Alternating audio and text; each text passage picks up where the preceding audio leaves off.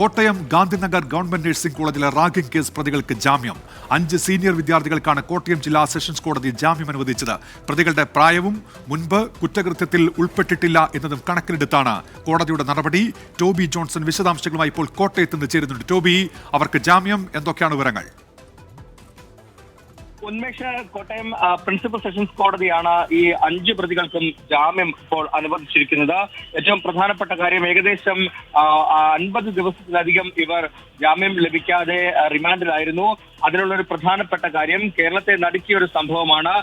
ഇത്തരത്തിൽ ക്രൂരമായിട്ടുള്ള ഒരു പീഡനം, റാഗിംഗ് നടന്നത് അത് കേരള സമൂഹത്തെ ഒന്നാകെ ഞെട്ടിച്ചു. അതുകൊണ്ട് തന്നെ ഇത്തരത്തിൽ കുറ്റകൃത്യം ചെയ്ത ഒരു പ്രതികൾക്ക് എങ്ങനെ ജാമ്യം നൽകും? അത് അങ്ങനെ ജാമ്യം പെട്ടെന്ന് നൽകിയാൽ അത് സമൂഹത്തിനൊരു തെറ്റായ സന്ദേശമാകും എന്നുള്ള ഒരു വിലയിരുത്തലിന്റെ അടിസ്ഥാനത്തിലാണ് നേരത്തെ ഈ പ്രതികൾക്ക് ജാമ്യം അനുവദിക്കാതിരുന്നത്. എന്നാൽ നിലവിലെ സാഹചര്യത്തിൽ കുറ്റപത്രമടക്കം സമർപ്പിച്ചു കഴിഞ്ഞൊരു പശ്ചാത്തലത്തിലാണ് ഈ വിദ്യാർത്ഥികളായിട്ടുള്ള 5 പേർക്ക് ജാമ്യം ലഭിച്ചിരിക്കുന്നത്. അതിൽ സീനിയർ വിദ്യാർത്ഥികളായ സാമുവൽ, ജീവ, റിജിൽജിത്ത്, രാഹുൽ രാജ്, വിവേക് എന്നിവർക്കാണ് കോട്ടയം പ്രിൻസിപ്പൽ സെഷൻസ് കോടതി ജാമ്യം അനുവദിച്ചിരിക്കുന്നത്. ഈ സംഭവം നമ്മൾ കണ്ടതാണ്, അതിക്രൂരമായിട്ടുള്ള പീഡനം.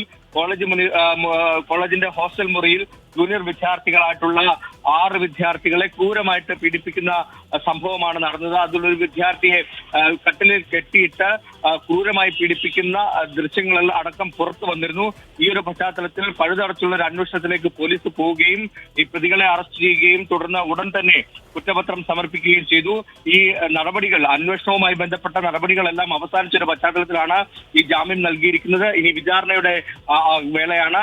കുറ്റപത്രം വായിച്ച് കേൾപ്പിച്ച് വിചാരണ നടപടികളിലേക്ക് ഉടൻ തന്നെ കോടതി കടക്കുമെന്നുള്ള വിവരമാണ് നമുക്ക് ലഭിക്കുന്നത്.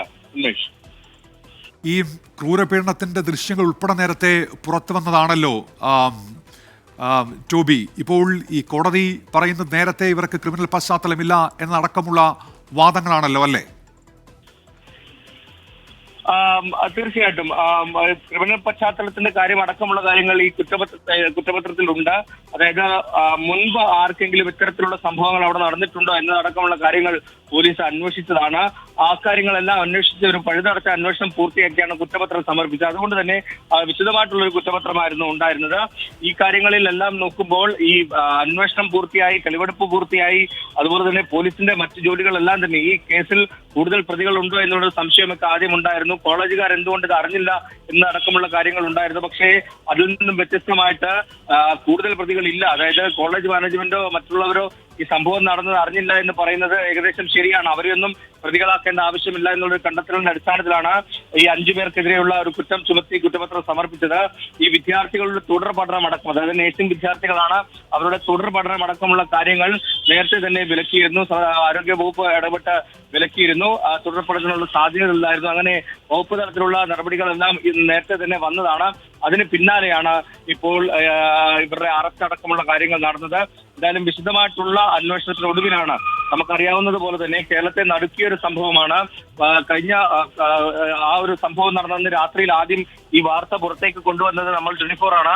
ആ 24-ലൂടെ ആ വാർത്ത അന്ന് ലോകം അറിഞ്ഞത്, അന്ന് നമ്മൾ ആ CIA ഗാന്ധിനഗർ SHO നമ്മൾ വിളിക്കുമ്പോൾ അദ്ദേഹം പറഞ്ഞ ഒരു കാര്യമുണ്ട്. ഇത് സാധാരണ ഒരു റാഗിംഗ് അല്ല, അതിനപ്പുറത്തേക്ക് വലിയ രീതിയിലുള്ള പ്രശ്നങ്ങൾ ഇതിലുണ്ട് എന്ന് അന്ന് അദ്ദേഹം പറഞ്ഞപ്പോൾ നമ്മൾ ഇതിലൊരു ഗ്രാവിറ്റി മനസ്സിലായില്ല. പക്ഷേ പിറ്റേ ദിവസം അദ്ദേഹത്തെ നേരിട്ട് പോയി കണ്ട് കാര്യങ്ങൾ സംസാരിച്ചപ്പോൾ, അല്ലെങ്കിൽ ഇതിന്റെ ദൃശ്യങ്ങൾ കാണാൻ സാധിച്ചപ്പോൾ ഇതിന്റെ ഒരു തീവ്രത എത്രമാത്രം ഉണ്ട് എന്നുള്ള കാര്യത്തിൽ ഒരു വ്യക്തത വന്നു. അങ്ങനെയാണ് ഇതൊരു വലിയ സംഭവമാണ്. അതായത് പല സ്ഥലങ്ങളിലും റാഗിംഗ് നടന്നിട്ടുണ്ടെങ്കിലും ആ ദൃശ്യങ്ങൾ അത് ഏവരെയും ഞെട്ടിക്കുന്നതാണ്. ഏകദേശം 3 മാസത്തോളം നീണ്ടു നിൽക്കുന്ന ക്രൂരപീഡനം നടന്നു. മദ്യത്തിന് വേണ്ടി പണം ചോദിക്കുന്ന ഒരു അവസ്ഥയുണ്ടായിരുന്നു. അത്തരത്തിലുള്ള കാര്യങ്ങളെല്ലാം നടന്നു. ലഹരിക്ക് വേണ്ടി, അതായത് മദ്യം ഉപയോഗിക്കുന്നതിന് വേണ്ടി ജൂനിയർ വിദ്യാർത്ഥികളിൽ നിന്ന് പണം ഈടാക്കുന്നു, പണം ചോദിച്ചു. അങ്ങനെ ആ പണം നൽകാതെ വന്നപ്പോൾ ഈ റാഗിങ്ങിലേക്ക് പോയി എന്നതടക്കമുള്ള കാര്യങ്ങളാണ് പോലീസ് കണ്ടെത്തിയത്.